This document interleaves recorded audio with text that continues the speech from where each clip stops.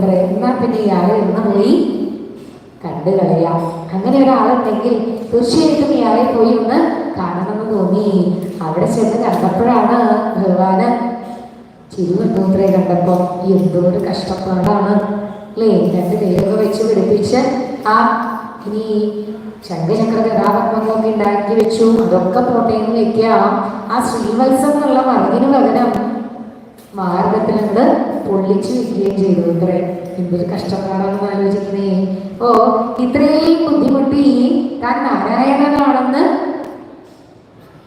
സങ്കല്പിക്കുക മാത്രമല്ല, നാരായണനെ പോലെ വേഷം ധരിച്ച് നടക്കുക കൂടി ചെയ്യുക. പൗത്രകന്റെ ആ രൂപം കണ്ടപ്പോ ഭഗവാന് എന്തെന്നില്ലാത്ത സന്തോഷം തോന്നി. ഇത്രേ പാവം കഷ്ടപ്പെട്ട് ഇത്രയൊക്കെ ചെയ്തുല്ലോ, ആ നാരായണനാവാൻ വേണ്ടിയിട്ട് ഇത്രയൊക്കെ കഷ്ടപ്പാടുകൾ സഹിച്ചുവല്ലോ എന്ന് തോന്നിയപ്പോ ഭഗവാൻ വിചാരിക്കുകയാണ്, ഇത്രയും നാള് ഞാൻ നാരായണനാണ് നാരായണനാണ് നാരായണനാണെന്ന് ഇങ്ങനെ സങ്കല്പിച്ചുകൊണ്ട് നടന്ന ആൾക്ക് തീർച്ചയായിട്ടും മോക്ഷം കൊടുക്കണം, മോക്ഷപ്രാപ്തിക്കുള്ള സമയമായി ആൾക്ക് എന്ന് തോന്നി.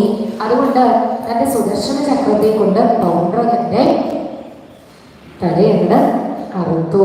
അതോടുകൂടിയിട്ട് ആ പൗണ്ഡ്രക വാസുദേവന്റെ സൈന്യത്തെയും ഇല്ലാതാക്കി. പൗണ്ഡ്രക വാസുദേവനെ ഇത്രയും ഈ ഒരു ഭാവമൊക്കെ തോന്നാൻ കാരണം കൂട്ടുകാരാണ്. ഈ കൂട്ടുകാരിങ്ങനെ പറഞ്ഞാണ് പൗണ്ഡ്രക വാസുദേവൻ ഇങ്ങനെ അഹങ്കാരിയായിട്ട് തീർന്നത്. അതിൽ പ്രധാനപ്പെട്ട കൂട്ടുകാരനാണ് അത്രേ കാശി രാജാവ്. ഈ കാശി രാജാവാണ് അത്രേ കൂടുതൽ വിധേയത്തെ ഇങ്ങനെ ആക്കി തീർക്കുന്നത്. നമുക്കും ഉണ്ട് ഇങ്ങനെ കുറെ കൂട്ടുകാർ നമ്മളെ കൊണ്ട് കുഴി ചാടിക്കാനായിട്ട് അല്ലേ.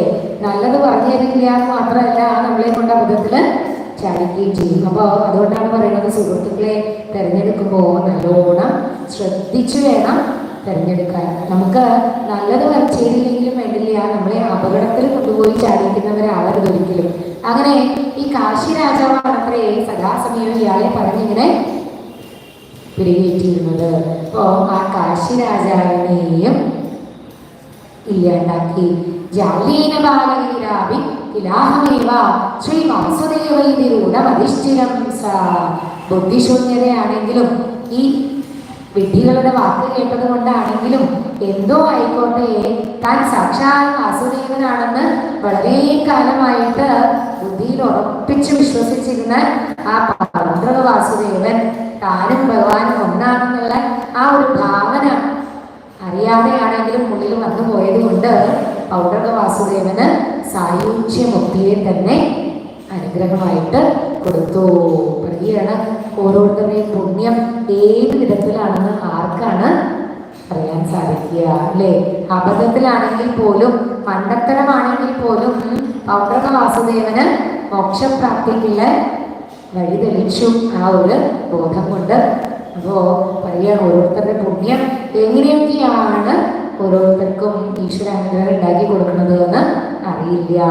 കാശീശ്വരസ്യ തനയോധ സുദക്ഷിണാക്യ സർവം പ്രഭൂജ്യ ഭവതേ വിഹിതാഭിചാര കൃത്യാനനം കവപി ബാണരണാദിഭീതൈ ഭൂതൈ കഥക്ഷരഹൃദേ സമം അഭ്യമുച്ഛൻ.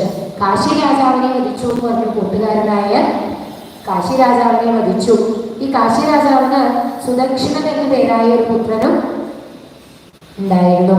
അപ്പോ കാശി വിശ്വനാഥനെ സേവിച്ചുകൊണ്ട് ഈ സുദക്ഷിണൻ തന്റെ അച്ഛനെ വധിച്ചു ഇദ്ദേഹം എന്നറിഞ്ഞപ്പോ ആ സുദക്ഷിണൻ കാശി വിശ്വനാഥനെ വേണ്ട രീതിയിൽ സേവിച്ചു. എന്നിട്ട് ആഭിചാരം ചെയ്യുകയാണ് ചെയ്തത്.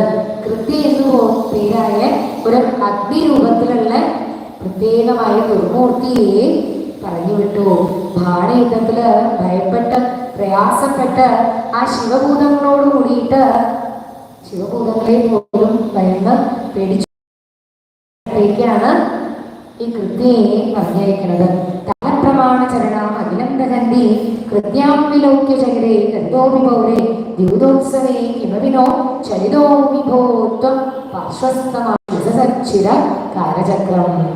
എല്ലാം സകലതും ദഹിപ്പിച്ചുകൊണ്ട് തന്റെ നേരെ പാഞ്ഞെടുക്കുന്ന കൃത്യയെ കണ്ടു.